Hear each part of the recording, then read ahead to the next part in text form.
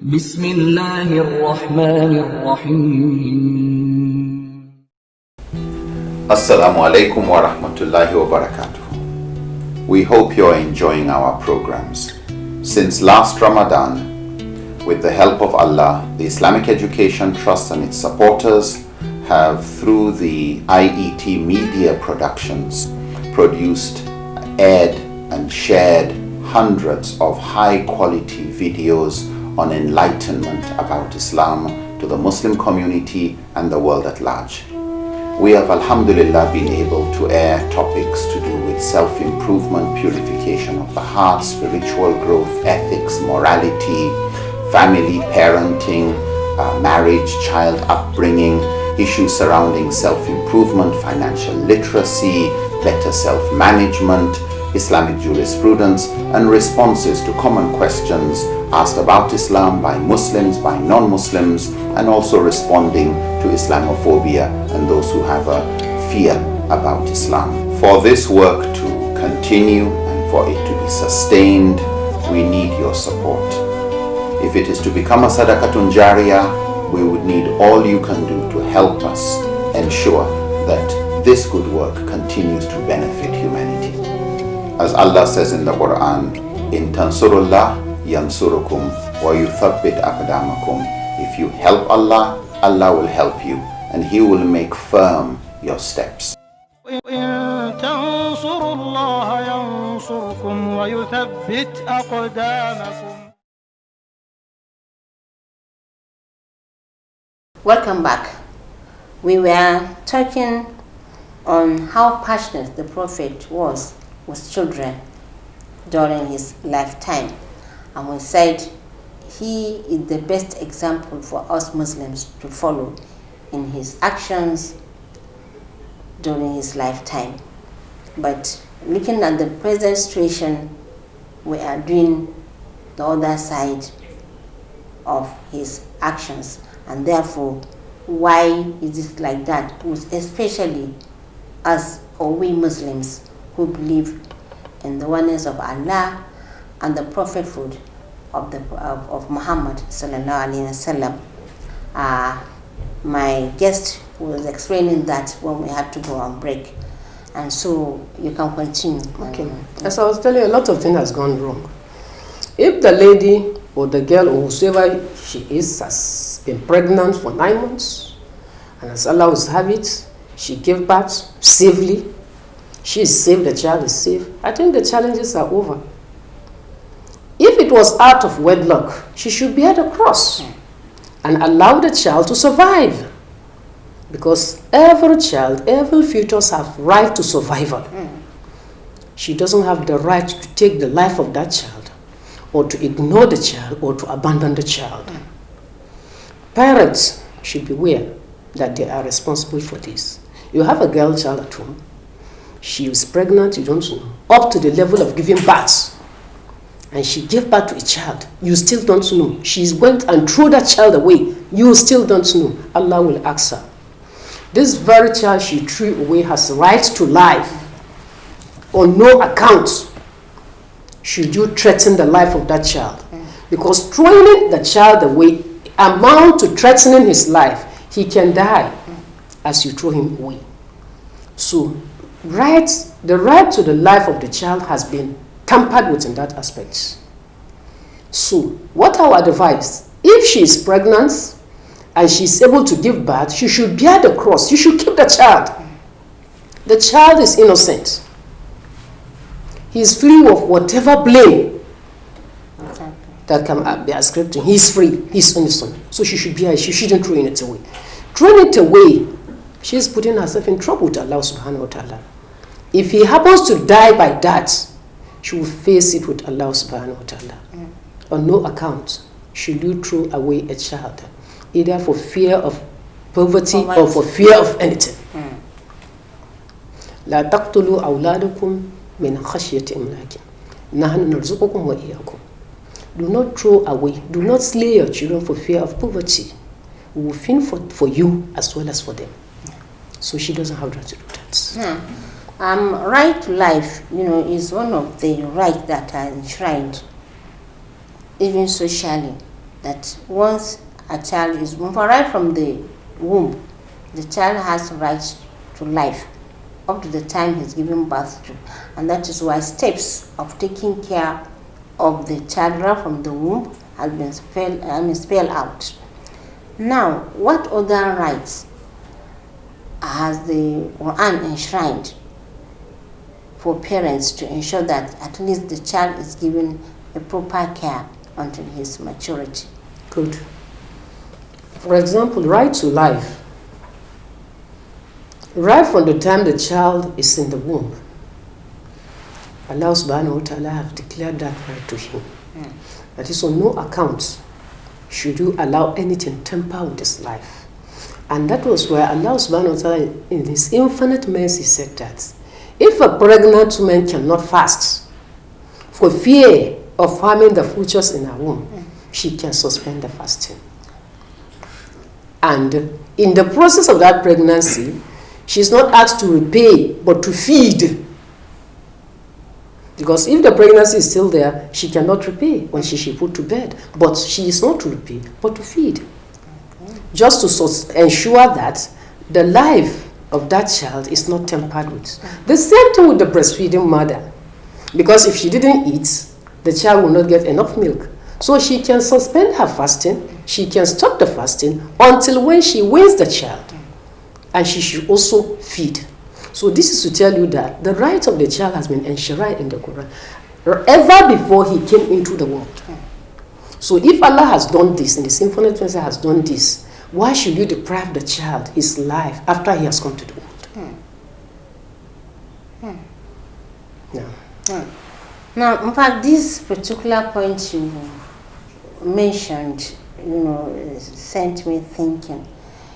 Probably even women have not actually thought of that for a child, for a pregnant mother, for Allah to ask her to stop her fasting because of the womb, the futures in her womb, just for the child to be well protected.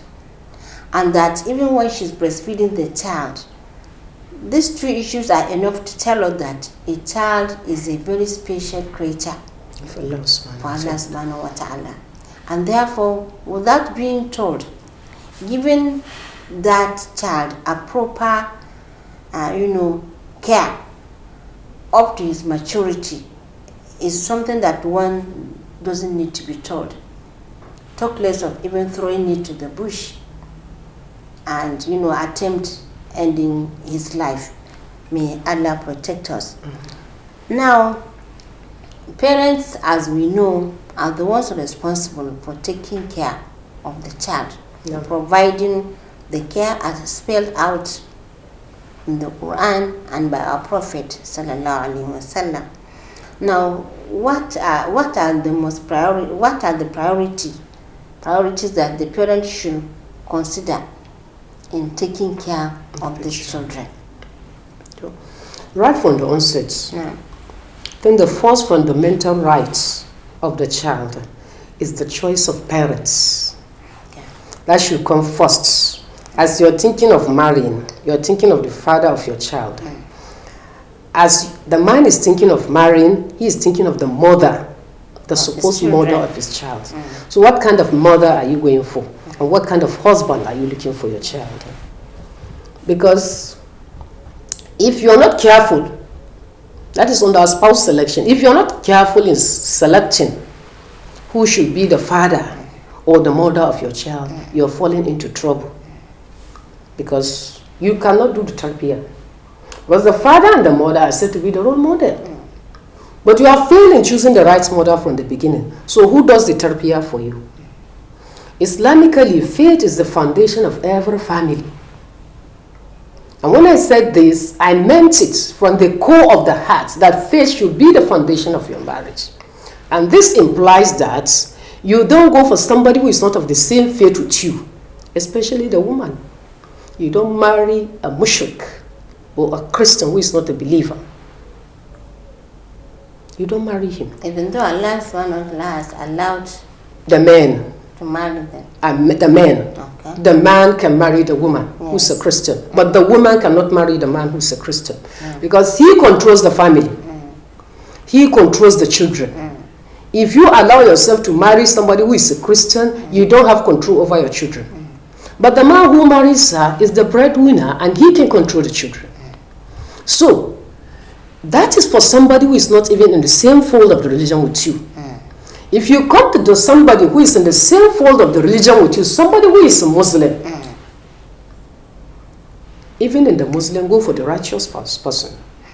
Somebody went to the Prophet Muhammad sallallahu alaihi wasallam and asked him to guide him, advise him concerning kind of spouse to marry.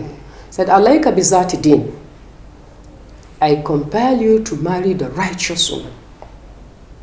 Because it is the righteous woman that will give you the righteous children. It's just like you want to plant. If you don't have a viable seed, you cannot get a viable fruit. Alayka bizati din. So if you have gotten a righteous woman, a righteous wife, believe me honestly, it says that is half of your religion. And you do other ibadah to complete the remaining religion. She will assist you in taking care of your children. But if the wife is not righteous, and the husband is righteous, you are putting the children in confusion. Who do they follow? Who do they copy as role model? Is it the father who is righteous or the mother who is irreligious?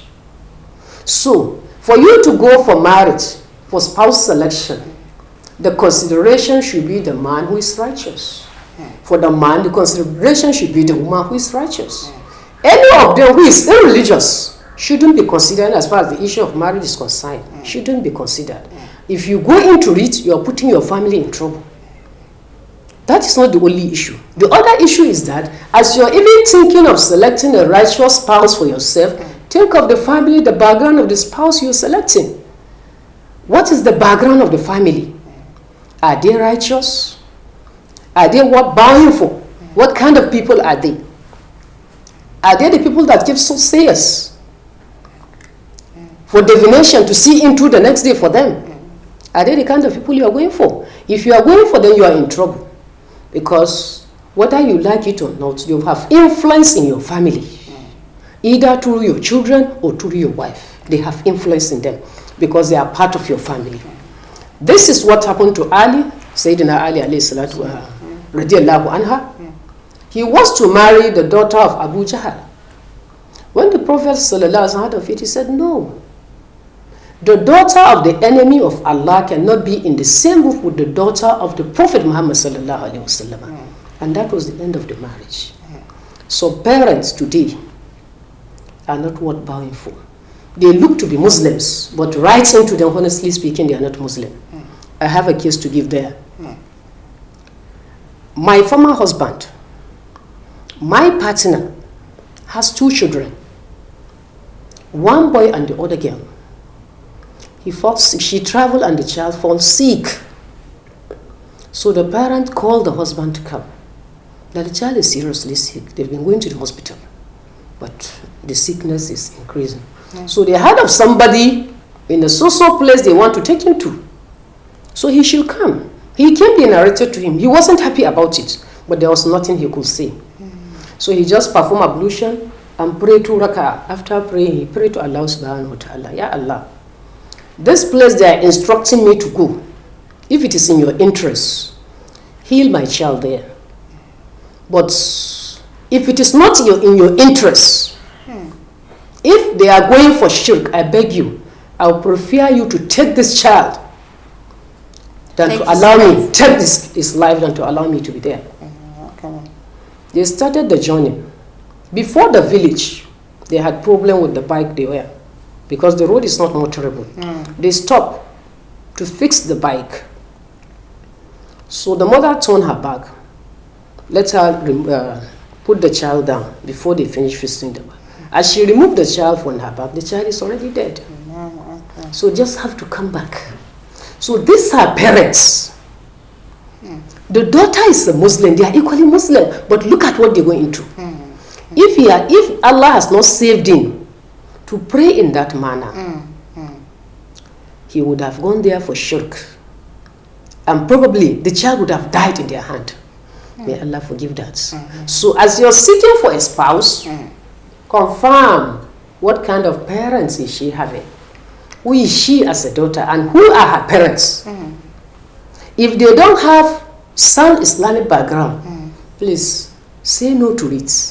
If you didn't say no to it, you are going to be in trouble in your family, because it will come to the level that you cannot control them.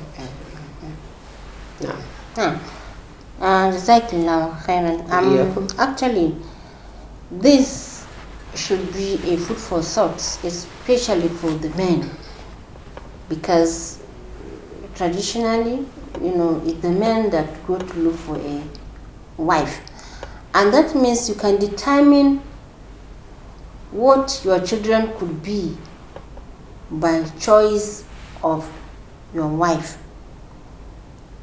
So you look at your wife, that is the kind of children, what kind of children do you want to have in future?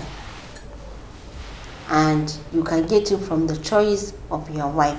And unless we forget, even the Prophet ﷺ described that when choosing for a wife, you go for the religious type. Why? Because that's from the better background or the foundation of the family. I'm sorry we don't have much time to continue with this topic, but next week, inshallah, we will bring you a continuation of the program. Inshallah. Bismillah.